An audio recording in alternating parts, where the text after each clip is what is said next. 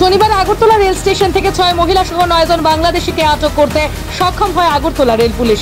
তারা বেআইনিভাবে আন্তর্জাতিক সীমান্ত অতিক্রম করে রাজ্যে প্রবেশ করে। শনিবার রাতে বাংলাদেশিদের আটক করা হয়। জানা যায় এই 9 জন দিল্লি, বেঙ্গালুরু এবং গুজরাট যাওয়ার জন্য রেল স্টেশনে এসেছিল।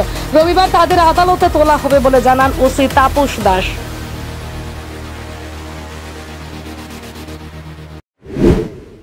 কালকে আমরা 9 জন বাংলাদেশি লোকে আমাদের আগরতলা রেল স্টেশনে গ্রেপ্তার করা হয়েছে।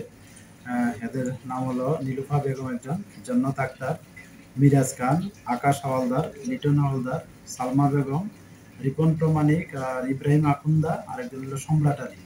তারা 9 জনের ডেস্টিনেশন তো আলাদা আলাদা, কেউ হয়তো বেঙ্গালুরু, কেউ গুজরাট, কেউ দিল্লি এরকম বলেছিল যাওয়ার জন্য, এবং তারা অবৈধভাবে ভারতে প্রবেশ করে এবং রেলে করে যেতে চেয়েছিল।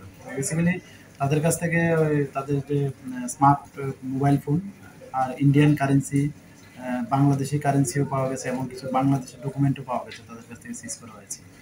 তাদেরকে কেউ কি সহযোগিতা করছে সেই খবর কি আপনারা পেয়েছেন? এটা তাদের ইন্টারোগেশন চলছে, নিশ্চয়ই কেউ না কেউ এটার সঙ্গে যুক্ত আছে এবং আমরা অবশ্যই যারা এগুলোর সঙ্গে যুক্ত আছে আমরা তাদেরকে ফাইন্ড আউট করে আইনের আওতায় আনবো অবশ্যই। তাদেরকে আজকে আদালতে পাঠানো হবে? হ্যাঁ, আজকে মহামান্য আদালতে প্রেরণ করা হবে। কতদিনের রিমান্ড চাবে? এখন তো ইন্টারোগেশন চলছে, দেখি আমরা এটা কতটুকু আমরা তাদের কাছ থেকে পেয়ে ওইটার বেসিসে আমরা রিমান্ড চাবো।